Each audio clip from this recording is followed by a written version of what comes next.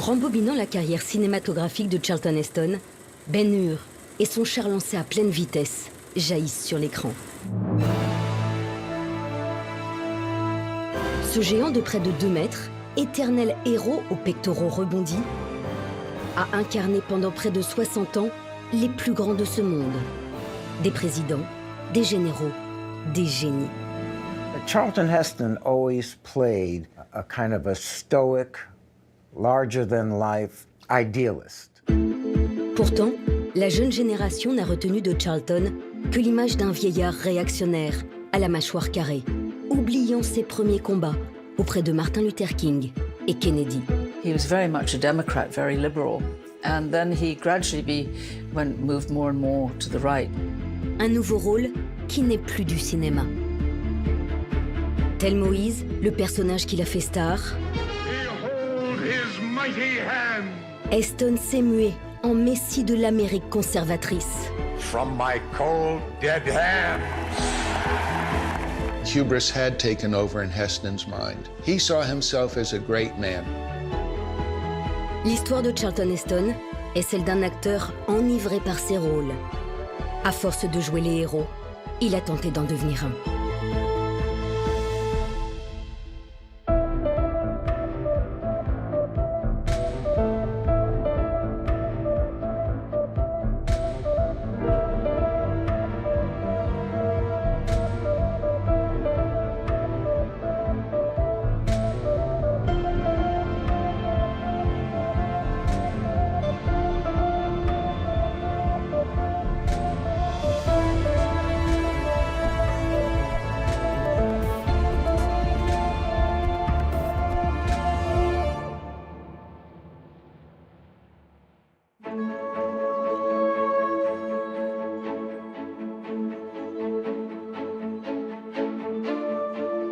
En 1946, au lendemain de la Seconde Guerre mondiale, le jeune Charlton Heston débarque à New York. À 23 ans, le petit gars du Michigan veut tenter sa chance au théâtre et conquérir Broadway. À son grand désespoir, il enchaîne les auditions, sans succès.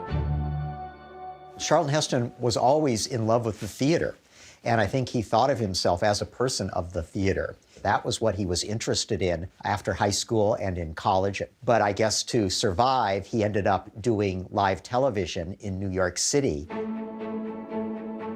Pour le jeune comédien fauché, la télévision balbutiante est la seule issue s'il veut s'adonner à sa passion, jouer. D'autant qu'à l'époque, le petit écran ne peut s'offrir de stars. People in movies couldn't do television because they were all under contract and the studios wouldn't let them. So here was this vast new medium, and the only people that could get to work in it was a whole bunch of kids in their mid-20s whose common job description was that they were out of work. Les plateaux télé sont une découverte pour Charlton, ou plutôt Chuck, comme il se fait appeler. Il doit apprendre à jouer face à la caméra, qu'il apprivoise aussitôt. Cette télévision en germe est son premier tremplin. He was actually discovered appearing on television by Casablanca producer Hal Wallace, brought to Hollywood, and began his career. Arrivé à Los Angeles, l'acteur ne parvient pas à faire décoller sa carrière. À 27 ans, Charlton Heston baisse les bras. Il s'apprête à quitter Hollywood. Mais une rencontre va changer son destin. Sur le parking des studios de la Paramount, le jeune Charlton croise la route d'un des géants du cinéma, le réalisateur Cecil B. 2000. I thought, well, I have met him, I should at least wave, so I waved in what I felt was a companionable way. And as was later reported to me, he turned to his secretary and he said, "Who's that?" And his secretary flipped back and she said, "That's Charlton Heston. He's a New York stage actor. He's acted in 3 plays in New York. He was signed by Hal Wallace last March. He's done 1 picture called Dark City. You ran it 2 weeks ago. You didn't like it."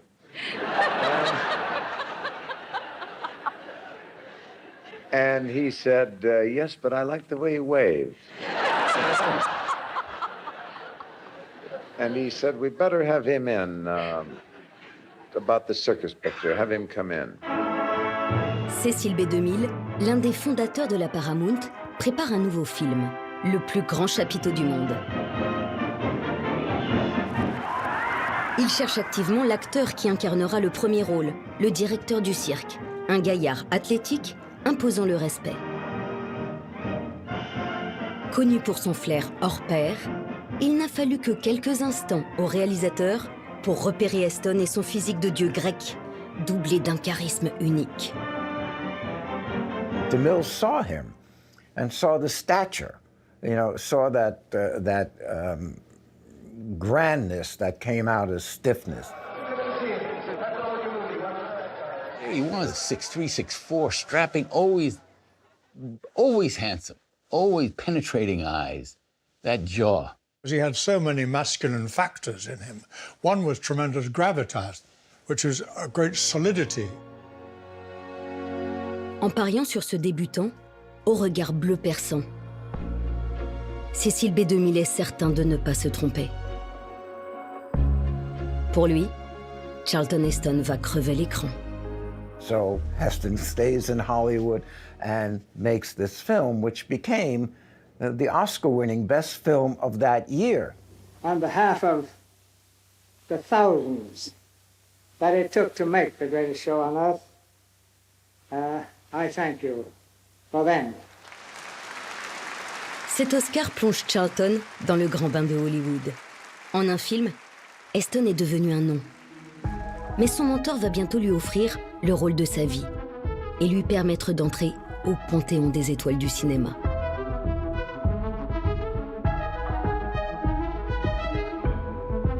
Quatre ans plus tard, le réalisateur âgé de 70 ans, Cecil B. 2000, caresse un dernier projet fou. Réadapter son propre film de 1923, Les 10 commandements. Pour raconter l'épopée de Moïse, Heston a le bon profil. Here is a photograph of the original statue in Rome. Notice the likeness to Charlton Heston, who plays Moses in the Ten Commandments. The mythical story is that he saw a sculpture by Michelangelo that resembled Charlton Heston. But none of that is really true. After going through his list of people, he decided to audition Heston. He would just talk about the part, and there were never any progress reports about how you were moving up in the running or anything. He would just go through the same thing, and each time you'd say, gee, that certainly sounds like a marvelous role. And at least I never thought of anything cleverer than that to say. And finally, I was informed that I had the part. When Heston put the costumes on, the robes, the staff, the beard, he became Moses. Behold his mighty hand! Paramount Pictures proudly presents Cecil B. DeMille's The Ten Commandments. Un projet colossal. Des effets spéciaux qui révolutionnent le cinéma, du jamais vu. Face à cette démesure en Technicolor, avec des millions de dollars de décors et de costumes, le talent de Chuck prend toute sa dimension. Let my people go. Come to me no more, Moses, for you will surely die. So let it be written. The Ten Commandments, of course, is a gigantic super production with a huge cast, a cast of thousands. But there's no doubt when you see the Ten Commandments, who's playing Moses? It's Charlton Heston. And you might say, in a weird way, he kind of steals the show. Chuck passe des heures à mémoriser des passages de l'Ancien Testament et propose même à Cecil B. 2000 de jouer pieds nus pour rendre sa performance plus crédible.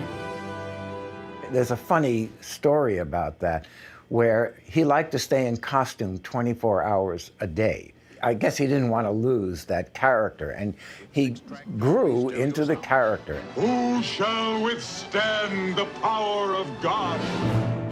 Pour Heston, c'est une révélation. Il se complaît dans ce rôle de prophète superstar.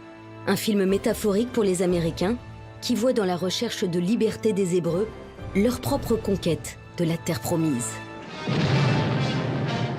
The Ten Commandments.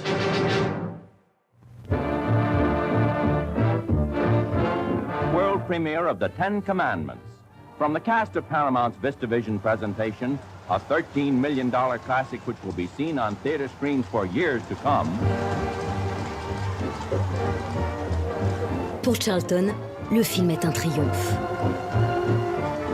Sa stature, sa voix rauque et entêtante séduisent les spectateurs et suscitent la passion des spectatrices.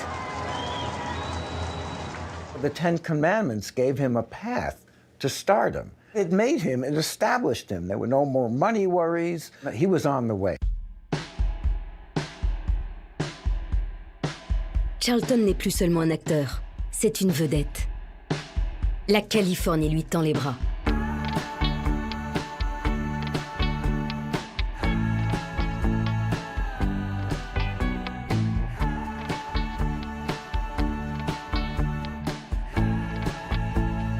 Sur les hauteurs de Hollywood, il dessine avec sa femme Lydia les contours de leur nouvelle vie et de leur villa de rêve. It's really at the top of Mulholland Drive, and it overlooks, it juts out. It's like carved into rock. If you look all the way to Santa Monica, you can see all the way to the beach. And the home is a ranch-style, rambling ranch-style, one floor. But right out, as you come out into the courtyard, a pool, a big pool, where he swam, and then on the other side of the house, there was a tennis court. Une villa de star, mais à son image. Perdue dans les collines, loin des paillettes et de la frénésie de Beverly Hills, où vit le tout Hollywood.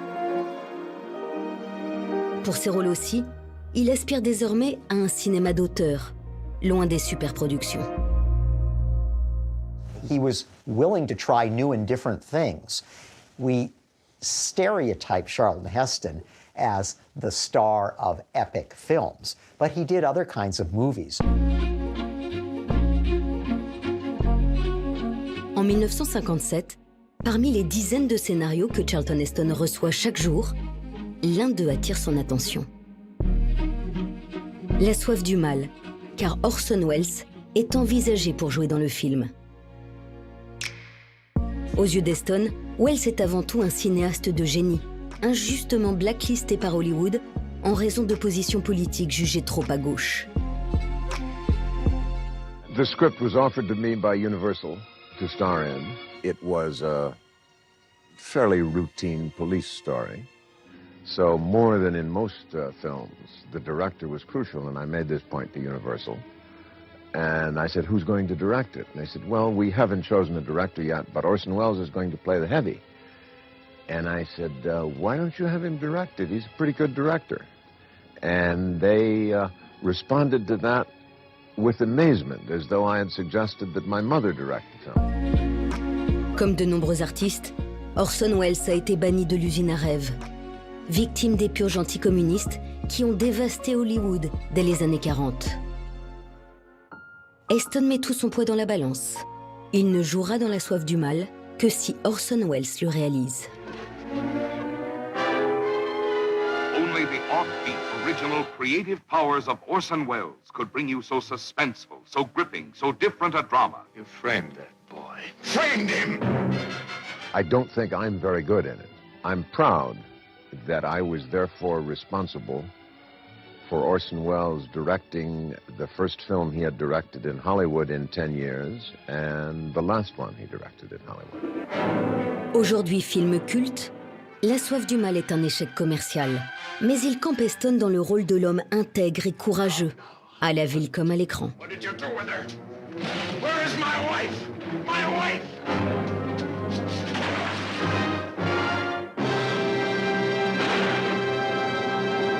It showed a moral integrity on the part of Heston that he was willing to stand up at that very frightening time for a man like Orson Welles or for others who had been, as we say, blacklisted. In doing that, he was really threatening his own future in Hollywood. And so that was, took a lot of guts on his part.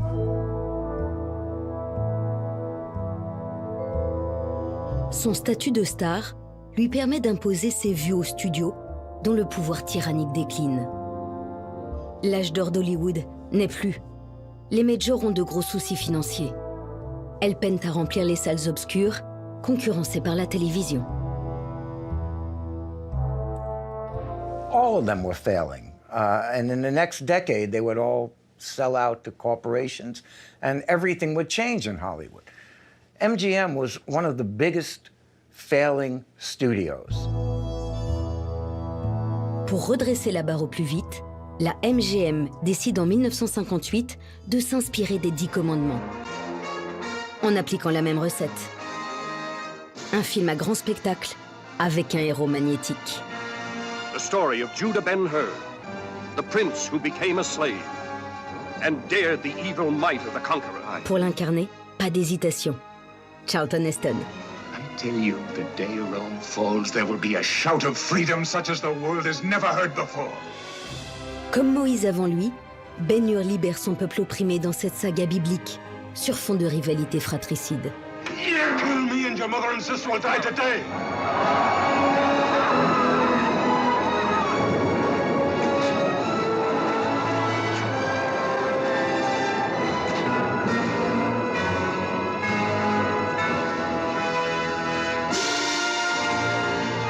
Ben-Hur est un super-héros avant l'heure.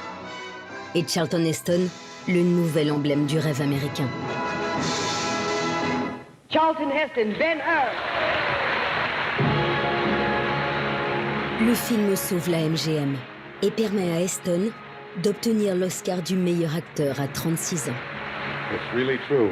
When you stand here, you want to thank everybody you ever knew in this business.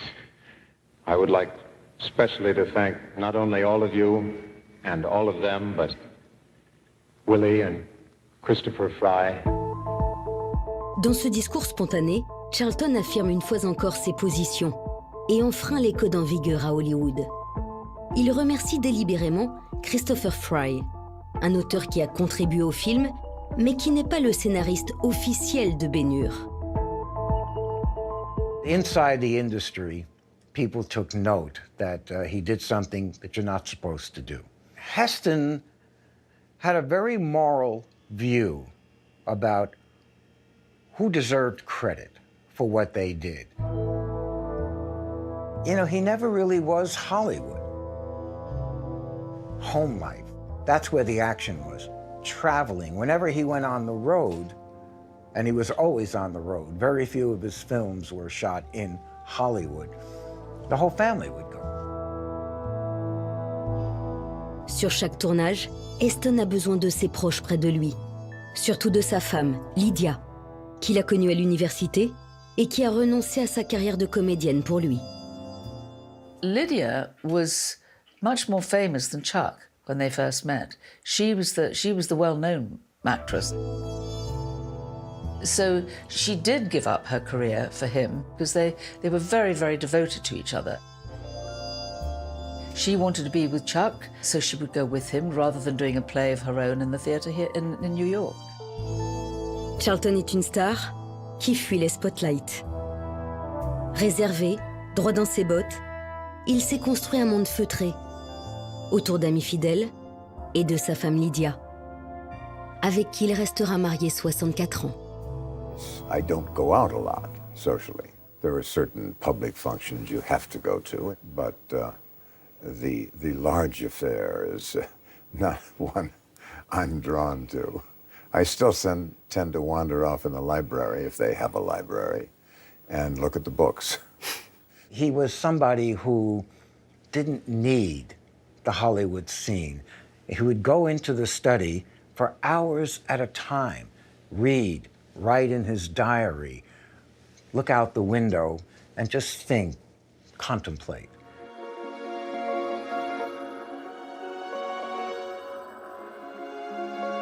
Heston, le contemplatif, porte aussi un regard acéré sur le monde qui l'entoure. Son grand sens de la justice le conduit à s'intéresser à des questions loin de son quotidien. Dès 1961, à la demande d'un ami afro-américain, il est devenu l'un des premiers blancs célèbres à s'engager dans le mouvement des droits civiques. Un engagement méconnu qui va se poursuivre plusieurs années. We are requesting all citizens to move into Washington, to go by plane, by car, bus, any way that you can get there. Walk if necessary. We are pushing for jobs, housing, desegregated schools. This is an urgent request. Please join. Go to Washington. En 1963, Martin Luther King prépare une grande marche en faveur des droits civiques. Elle aura lieu à Washington. Et pour médiatiser cette action historique, il charge son ami, l'acteur afro-américain Harry Belafonte, de contacter les rares stars de Hollywood prêtes à marcher à ses côtés. Parmi elles, Burt Lancaster, Marlon Brando et Charlton Heston.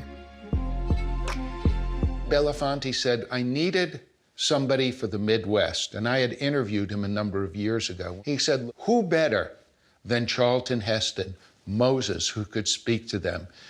So I called Heston up, and I first asked him, would you co-chair this with Brando in Lancaster? And he said, no. And then he told me, well, I kind of had a sense of his ego. And so I said, how about if you chair it, and they will work with you as the co-chairs under you?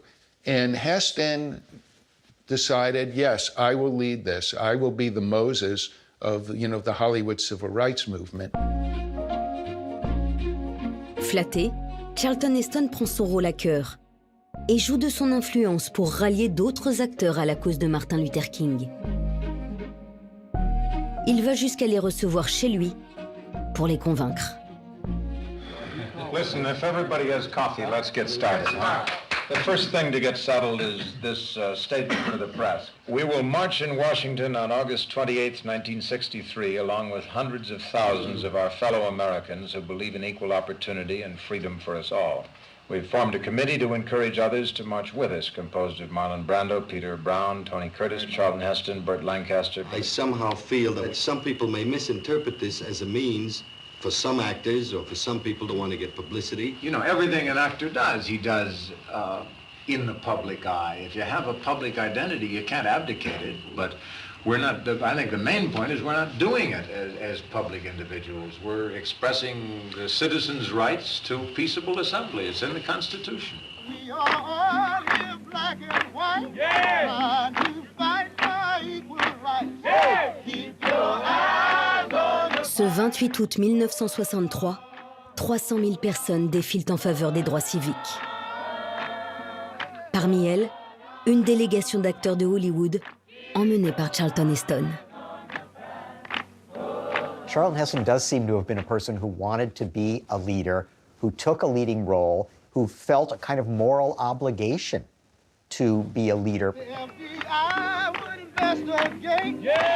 Chuck écoute avec passion le rêve de Martin Luther King. Pour lui, c'est l'expression de ce que doit être l'Amérique. Une terre d'égalité pour tous. Un message politique encore très controversé. I think he was, at that time, a man of considerable courage, because it was not only that fear of some actors being identified too closely with the civil rights movement and therefore losing movie roles, but also because even the Kennedy administration was nervous about the march itself, fearful that it would possibly turn into a riot. For Heston to have showed up there knowing that he was in this very dramatic and somewhat perilous situation, you had to give him credit for that. Ses prises de position politiques renforcent sa stature d'homme juste et droit. Among our people, we have a word for a warrior with a vision to be just and the courage to be merciful.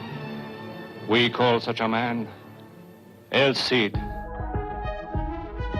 Le Cid, Michel-Ange, le Major Dundee ou le président Jackson. À Hollywood, Heston renvoie l'image d'un homme valeureux, l'acteur idéal pour incarner des héros plus grands que nature.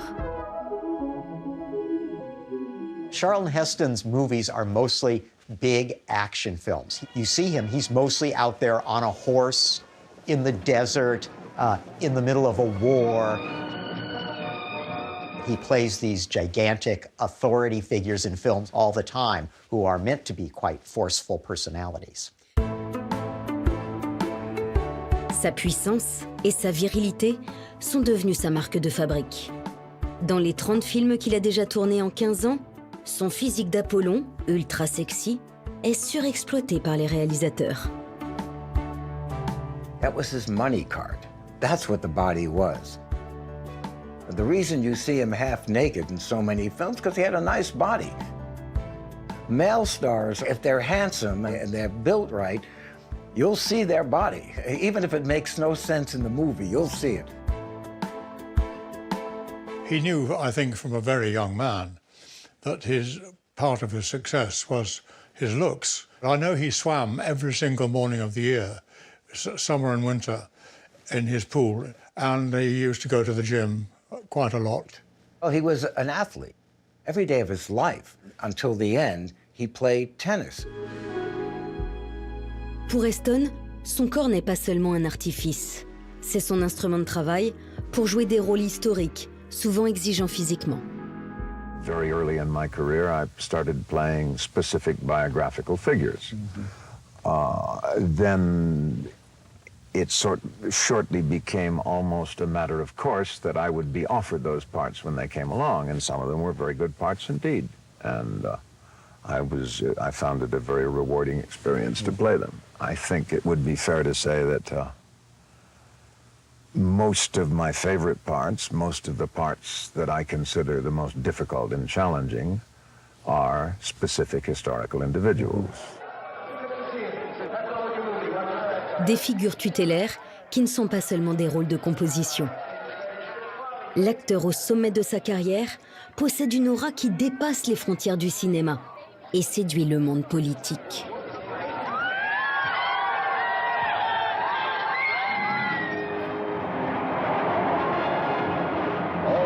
September and October and the first week of November, the candidates carry their message to the people. En 1960, le démocrate John Kennedy se lance à l'assaut de la Maison-Blanche. Stephen Schlesinger, dont le père Arthur était conseiller spécial du candidat Kennedy, se souvient de cette campagne très médiatisée. In 1960, I was at the Democratic Convention, which nominated John Kennedy as the Democratic candidate. And while I was there, my father took me to an event where Charlton Heston was present. And I found him to be a very genial, friendly figure. He's a big man. He, had a certain charisma to him. He was a very strong liberal in 1960. Une fois Kennedy à la Maison-Blanche, le Parti démocrate cherche d'autres figures de proue. Pour eux, Heston, icône de l'Amérique conquérante, est un ticket gagnant pour une élection. The Democratic Party of California approached him to run for the Senate against another former actor named George Murphy, who was then a Republican senator. Democrats get that Heston has this image that could, quote, reach across the aisles. Somebody who the Democrats thought could appeal to swing voters. But Heston turned them down. Pas question de mettre fin à sa carrière au sommet pour la politique. Mais Heston a pris goût au militantisme et accepte de se rendre au Vietnam pour soutenir les GIs.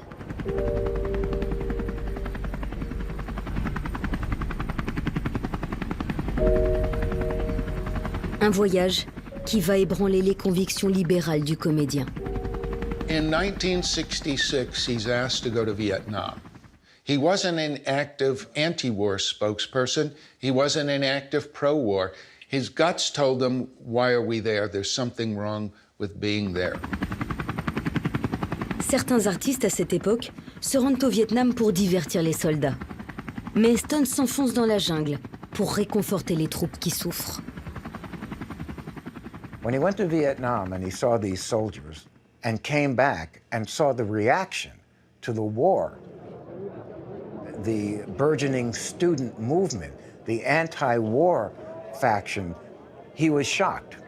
Because he believes it's American patriotism. We need to support our troops. Heston est sidéré de voir de jeunes soldats se sacrifier pour l'Amérique sans le soutien des leurs. Il en veut aux démocrates de ne pas s'opposer à ces manifestations. The violence, the riots, the anti-war movement, all very much disturbed him to the point where he started changing his political views. For every liberal view he used to have, he now turned that into a conservative view of that same thing. Pour Heston, cette guerre est un déclic. Les États-Unis sont en déliquescence. Les démocrates sont devenus trop libéraux. Cet homme passionné, sans demi-mesure, se veut le nouveau shérif du pays. Du jour au lendemain, il quitte les démocrates pour le parti républicain, seul capable à ses yeux de défendre le patriotisme américain. I think of myself as a populist, even when I was supporting for public office significant Democrats. I still didn't belong to the party. And when I switched and began supporting Republicans,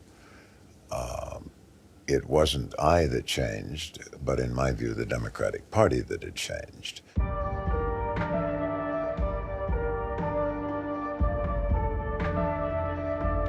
Ce revirement politique brutal dévoile une personnalité complexe et paradoxale. Charlton Heston est un nouvel homme, moins lisse qu'il n'y paraissait. Ce nouveau Charlton va aussi changer d'image aux yeux du public. Car au même moment, au début des années 70, sa carrière est à un tournant. Fini les films épiques. Hollywood vit de profondes mutations. Producers become more independent, break away from the system. And Heston was considered by all these new directors, these new young directors, as the past. He's historic, he's old Hollywood.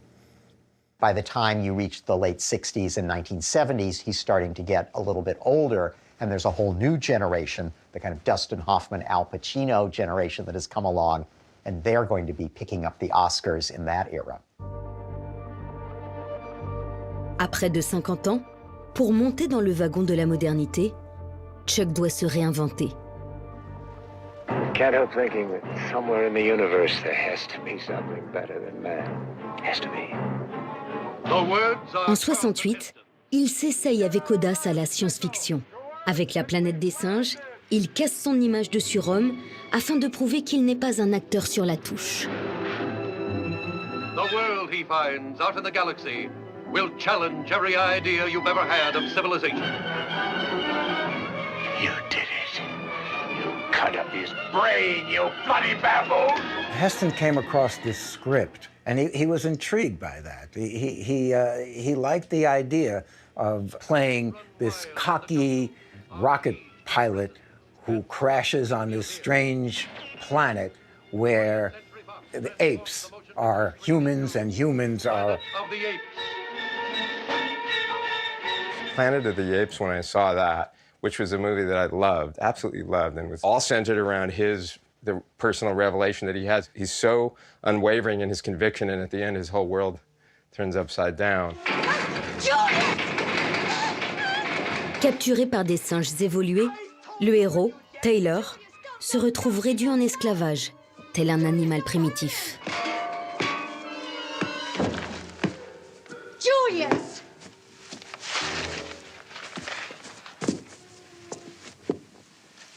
Natural-born thieves, aren't they?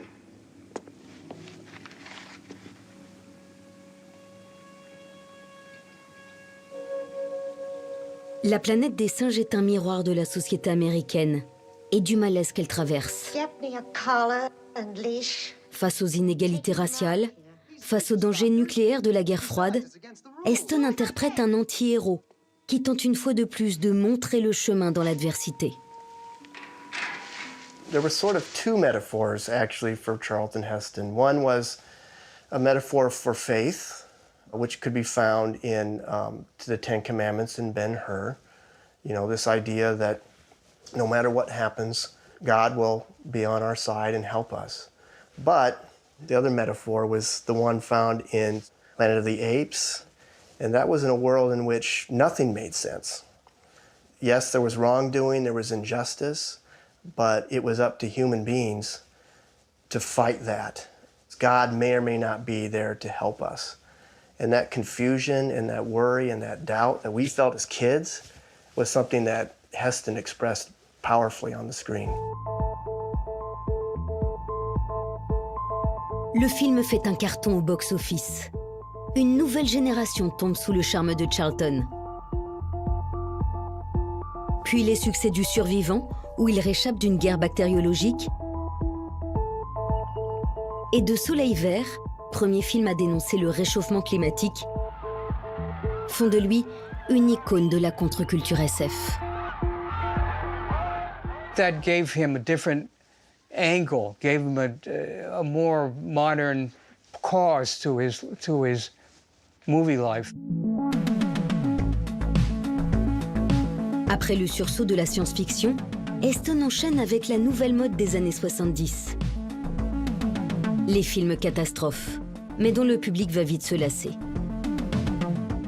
Au début des années 80, à bientôt 60 ans, les scénarios ne s'amoncellent plus sur son bureau. Son nouvel attaché de presse, Michael Levine, a peut-être la solution. I said, Mr. Heston, I can't make you any more famous, but I can make you more relevant. And I said, Mr. Heston, I've gotten you to host Saturday Night Live. And he paused on the phone and he said, what's Saturday Night Live? I said, well, Mr. Heston, it's a show that they do in New York live. And he said, do you think we should do it, Michael? I said, we should. It's a good show. It's Saturday Night Live. Son passage dans cette émission comique très célèbre montre un Heston moins père la morale, capable de se parodier. Aux yeux de l'Américain moyen, il se fait plus accessible. Baignure descend de son char et accepte même l'offre du roi des séries télé, Aaron Spelling, de jouer dans la suite de Dynasty, les Colby.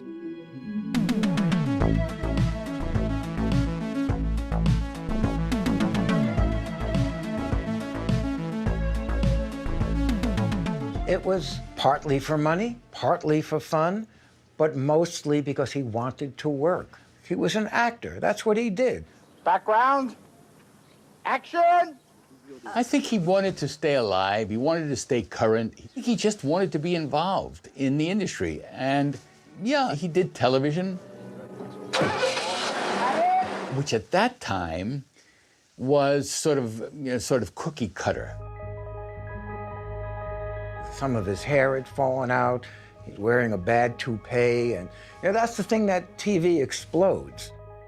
Nobody thought of him anymore as Moses, or Ben-Hur. They thought of him as Grandpa, Grandpa Heston.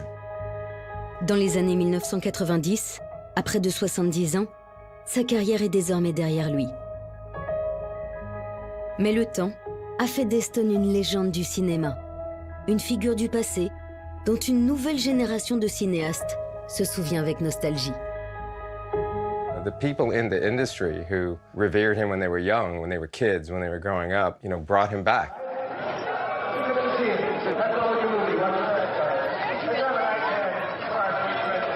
C'est le cas en 1998, lorsque James Cameron lui confie un nouveau petit rôle au cinéma, dans True Lies. Mais ce n'est pas lui la star des tapis rouges. C'est un autre républicain, Arnold Schwarzenegger. This small part is offered you in a very flattering way, and we'll pay you properly and all that stuff. Would you mind playing this cameo part? And you normally do it because you want to do some acting. Chuck was like quite a lot of us. There wasn't any question in his mind about being an actor. There was no alternative. Dans la foulée, le jeune réalisateur, Larry Gutterman, propose à Heston de poser sa voix de stentor sur son film d'animation Comme chien et chat. Et à sa grande surprise, Chuck accepte. We brought him artwork. We showed him storyboards of the sequence. He's a professional, and he takes no offense at the direction. It was a pleasure to be able to give him direction, give Charlton Heston, the guy who was my childhood idol in Planet of the Apes, direction about how to do a line, and have him do it.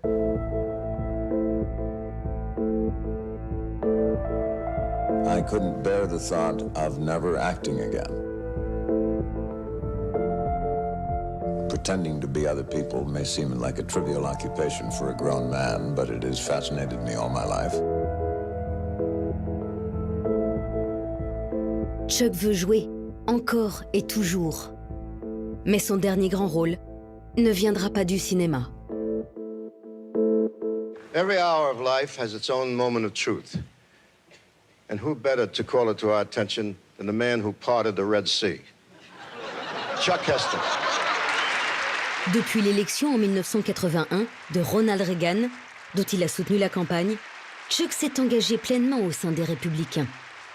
Lors d'une émission animée par Frank Sinatra, en l'honneur du président réélu, les deux conservateurs ne cachent pas leur amitié.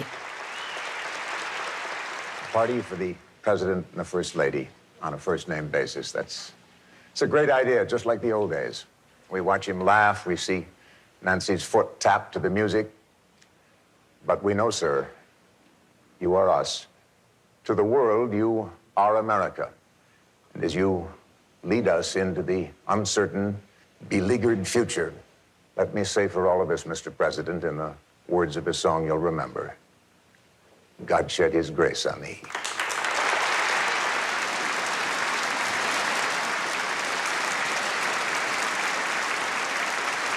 And I can tell you that I was in his home office many, many, many times in which I would hear the phone ring and I would hear, Mr. Heston, the president's on the phone for you. Reagan worked his Hollywood connections very thoroughly when he was a president, and he got Charlton Heston to help out on cultural issues.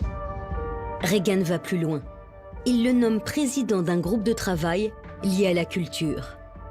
Un émissaire envoyé à l'étranger pour représenter la Maison-Blanche, comme au Festival de Deauville. Maintenant, lorsque vous vous exprimez, ce n'est pas simplement un comédien qui s'exprime, c'est aussi presque un homme politique. I'll do my best as an ambassador without portfolio. It's important to function in the public sector. Trips like the recent trip I took to the UNESCO conference on world culture in Mexico City for the White House. Durant les années Reagan, Heston ne se contente pas des affaires culturelles. Ses convictions sont devenues radicales, ultra-conservateurs, anti-avortement et pro-armes. Ses prises de position politiques controversées séduisent les républicains qui pensent à lui pour le mandat ultime. The Republicans looked at Heston as a possible successor to Reagan, perfect to be governor and then president. So they approached him. L'histoire se répète. Après les démocrates dans les années 60, Heston décline l'offre des républicains. Épris de liberté, il ne veut pas être un simple élu à la botte d'un parti. À l'image de ses rôles de leaders inspirants, il veut dicter sa propre loi. I'm fortunate in, as an American citizen, having the right to speak out on public issues, and I've led a very fortunate life. And if I can make useful contributions, that's a consummation devoutly to be wished. Profondément attaché aux États-Unis, Heston souhaite sincèrement s'impliquer dans la vie de son pays. Mais l'acteur vieillissant est en décalage avec la société des années 90, frappé par le chômage et les discriminations raciales. Le Moïse de l'Amérique assiste sans comprendre aux émeutes qui secouent Los Angeles, sa ville, au printemps 92. Madame, monsieur, bonsoir. Au moins 9 morts et plus de 170 blessés au cours de la plus violente émeute que Los Angeles ait connue depuis 30 ans. Les troubles ont éclaté à la suite de l'acquittement de 4 policiers blancs jugés pour avoir passé à tabac un automobiliste noir. Le martyr de cet automobiliste, Rodney King, est devenu le symbole des violences policières envers les Afro-Américains.